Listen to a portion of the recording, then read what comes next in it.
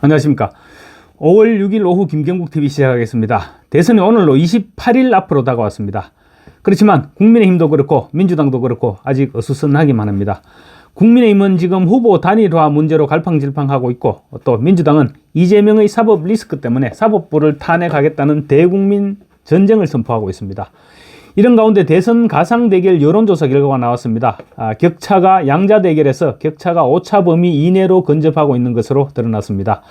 펜앤마이크가 여론조사 공정에 의뢰해서 지난 4, 5일 이틀간 1000명을 대상으로 실시해서 6일 공개한 가상 양자 대결 여론조사에서는 김문수 후보가 한덕수 전 대행보다 더 높은 지지를 확보하고 있는 것으로 나타났습니다. 물론 둘 사이 차이는 미미합니다.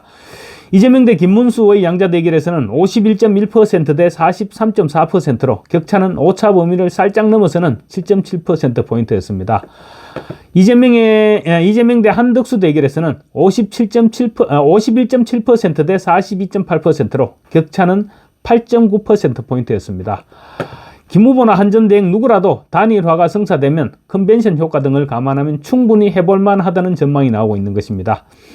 그 외 이낙연 후보의 경우 37.9% 대 이재명 52.4%, 이준석은 30.0% 대 52.7%로 한덕수, 김문수 후보와는 달리 두 후보 모두 이낙연, 이준석 두 후보 모두 30%대에 머무르는 것으로 그렇게 조사됐습니다. 빅텐트 후보 적합도에서는 한덕수 전 대행과 김문수 후보가 오차 범위 이내에서 경합을 벌였습니다. 한 전 대행은 24.1%, 김문수 후보는 20.7%, 이준석이 10.3%, 이낙연이 5.3%로 각각 나타났습니다. 한덕수 전 대행과 김문수 후보 간 격차는 3.4%포인트로 오차 범위 내로 크지 않았습니다. 빅텐트 후보 적합도 조사는 없다는 무응답이 무려 39.6%로 40%에 육박하고 있어서 변동성이 높은 것으로 분석됩니다. 김문수 후보는 30대, 40대, 50대에서 한 전 대행보다도 높은 지지를 받았고, 한 전 대행은 특히 70세 이상에서 19.7대 39.1%로 김문수 후보를 압도했습니다. 지지 정당이 없다고 응답한 무당층에서는 18.4% 대 22.3%로 한 전 대행이 앞섰습니다. 이런 가운데 폭발일보 직전으로 치닫던 국민의힘 김문수 후보와 권영세 비대위원장 그리고 권성동 원내대표를 비롯한 당 지도부와의 갈등이 봉합 국면으로 들어갔습니다. 그럼에도 불구하고 아직은 첩첩산중입니다. 권영세, 권성동, 쌍권은 어젯밤 의원총회 도중 김문수 후보를 만나서 단일화 기구 구성과 당 선대위 구성 문제 등에 대해서 일부 의견 일치를 봤습니다. 이번 충돌의 출발점은 권영세, 권성동, 그러니까 쌍권 지도부였습니다. 쌍권은 김 후보가 선출되자마자 전당대회에서 후보로 선출되자마자 5일날 후보 단일화 토론을 하고 7일까지 후보 단일화를 하자 이렇게 요구를 했습니다. 근데 김 후보는 한덕수를 답으로 정해놓고 단일화를 하자는 것이냐 이렇게 반박하면서 충돌이 시작됐습니다. 김문수 후보 입장에서는 컷오프를 제외하고도 3번의 경선을 거쳐 당 후보가 됐습니다. 힘들게 후보 자리에 올랐는데 몰아붙이듯이 후보 단일화를 요구하는 당 지도부의 압박을 수용할 수는 없었을 것입니다. 당의 후보로 선출됐지만 당 후보가 지지율이 한 대행에게 밀리는 그런 상황임에도 불구하고 당 지도부가 앞장서서 그러거나 말거나 단일화를 해라 이렇게 압박한 것은 처음부터 국민의힘 경선이 들러리였다는 것을 인정한 것이나 다름없는 그런 행동이었던 것입니다.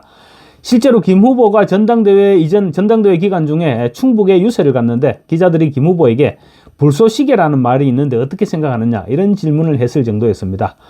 특히 당 후보가 되면 통상적으로 당무를 총괄하게 되는 게 상식입니다. 그런데 당 인사권을 권영세는 당 인사권을 넘겨주기를 거부했고 또 심지어 선대위 구성조차도 차일피일 미루는 상황을 김 후보 입장에서는 받아들이기 힘들었을 것입니다. 결국 미숙한 쌍권 당 지도부의 조급함이 이 사태를 초래했고 또 김문수 후보 주변에서 자기 일속을 챙기려는 사람들이 사태를 확산시켰다 이렇게 볼 수도 있을 것 같습니다. 다행히 폭발 직전에 어젯밤 심야회의에서 중앙선대위와 단일화 기구를 구성키로 하는 등 봉합의 실마리를 찾아내는 데는 성공을 했습니다. 김 후보가 요구한 적극적인 선대위 구성 등에 대해서는 당 지도부가 수용 의사를 밝혔고 또 뒤늦게 선거대책위원회와 선거대책본부를 구성하기도 했습니다. 그렇지만 아직 사무총장 교체를 비롯한 김 후보의 요구가 완전히 수용되지 않으면서 더 이상의 진전이 이루어지지 않고 있습니다. 김 후보 측의 주장을 살펴보면 당 지도부는 경선을 통해서 힘겹게 선출된 당의 후보에 대해서 후보로 인정하지 않고 한덕수 전 대행과 결승전을 한 번 더 치르고 나서 그때 선출되는 후보가 진짜 후보다, 이런 생각을 해왔던 것입니다. 실제로 권영세나 권성동이 당 대선 후보가 김문수로 선출됐음에도 불구하고 선대위도 구성하지 않고 사무총장 인사권도 인정하지 않았다는 것은 김 후보 측의 주장에 힘을 실어주고 있습니다. 특히 국민의힘 지도부가 어젯밤 오는 8에서 9일 이틀간 전국위원회, 또 10일, 11일 이틀간 전당대회를 소집한다는 공고를 낸 것을 둘러싸고 또 다른 갈등이 불붙고 있습니다. 김문수 후보 측은 당은 당규를 개정해서 후보를 교체하려는 것이 아니냐, 이런 의혹을 제기하고 있고 이양수 사무총장은 그렇지 않다고 해명하는 데 급급합니다. 김 후보는 오늘 오전 입장문을 통해서 당 지도부가 의제와 안건도 공개하지 않고 전국위원회와 전당대회 소집을 공고한 데 대해서 의문을 표시하면서 전국위와 전당대회를 소집한 이유에 대한 해명을 촉구했습니다. 특히 김 후보는 당헌 당규 개정을 위한 절차가 아니냐, 이런 의혹을 지금 제기하고 있습니다. 지도부가 당헌 당규 개정을 통해서 대선 후보 교체를 시도할 가능성을 지적한 것입니다. 이에 대해서 이양수 사무총장은 행정 절차에 불과하다, 단일화를 통해서 만약에 한덕수 후보가 최종 후보가 된다면 전당대회를 소집하지 않으면 단일화 후보를 뽑아놓고도 중앙선거관리위원회 우리 당의 후보로 등록을 못하게 되는 그런 상황이 되어버린다라고 설명을 했습니다. 그래서 전당대회 소집 공고기간인 5일 전에 전당대회 소집을 의결했다는 것입니다. 만일의 사태에 대비하기 위해서 전대와 전국위를 소집했다는 것입니다. 이에 대해서 김 후보 측의 김재원 비서실장은 전국위나 전당대회는 후보 단일화와는 무관하다, 후보 등록과는 아무 관계가 없다. 한덕수 전 대행으로 만약에 단일화가 된다면 김문수 후보가 사퇴하고 한덕수 전 대행이 입당해서 후보로 등록하면 된다. 전국위와 전당대회는 당헌 당규를 개정할 때 필요한 기구다. 결국 후보 단일화가 여의치 않으면 당헌 당규를 개정해서 김문수 후보의 지위를 끌어내리려는 것이 아니냐, 이런 강한 의구심과 걱정이 있다라고 말했습니다. 그런데 상식적으로 김재원 비서실장의 주장이 가능할 것 같지는 않습니다. 물론 이론적으로는 가능한지는 모르겠지만 상식적으로 가능할 것 같지는 않습니다. 전당대회를 통해서 선출한 대통령 후보를 당헌 당규를 개정해서 부칙 조항에 최고위원회의나 비대위 결정으로 후보를 교체할 수 있다, 이런 조항을 삽입한다고 후보 교체가 가능할 것으로 보이지는 않습니다. 설령 이론적으로는 가능하다고 하더라도 그런 식으로 교체한 후보를 내세워서 대선에서 승리할 수는 없을 것입니다. 그래서 후보 교체는 가능한 방법이 아닐 것 같으니까 서로가 후보 교체를 언급하는 마지막 선은 넘지 않도록 각별한 주의를 기울일 필요가 있지 않을까 생각됩니다. 김문수 후보 측과 국민의힘 지도부 사이의 신경전이 이렇게 갈수록 증폭되는 양상을 띠고 있는데, 우선 이 사태를 이렇게까지 끌고 온 책임이 있는 당 지도부가 나서서 오해를 불식시켜야 됩니다. 어젯밤 김 후보를 찾아가서 일부 분이기는 하지만 김 후보의 요구를 수용했다는 것은 김 후보의 후보 자격을 인정했기 때문일 것입니다. 그렇다면 한덕수 전 대행과의 단일화가 이루어지기 전까지는 국민의힘 대선 후보는 김문수라는 점을 인정을 하고 그에 합당한 대우부터 먼저 해야 될 것입니다. 김문수 후보에게 후보 단일화를 요구하는 것은 그 이후의 문제입니다. 특히 김문수 후보 캠프 역시 11일까지를 단일화 마지노선으로 생각을 해왔다고 합니다. 장동혁 의원을 사무총장으로 내정했을 때 장동혁 의원 역시 11일까지 후보 단일화를 조건으로 해서 사무총장을 맡겠다고 했다고 합니다. 그런 장동혁을 김 후보가 사무총장으로 내정할 때는 장동혁이 11일까지 단일화를 이끌어낼 것이라고 믿었기 때문이라고 볼 수 있을 것입니다. 그런데 권영세는 장동혁 사무총장 임명을 거부했고 결국은 다 무산되고 말았던 것입니다. 그래서 지금 당장 시급한 것은 신뢰 회복이 아닐까 싶습니다. 지금 시간이 촉박하기는 합니다. 그렇지만 그렇다고 아직 막바지에 내몰린 것은 아닙니다.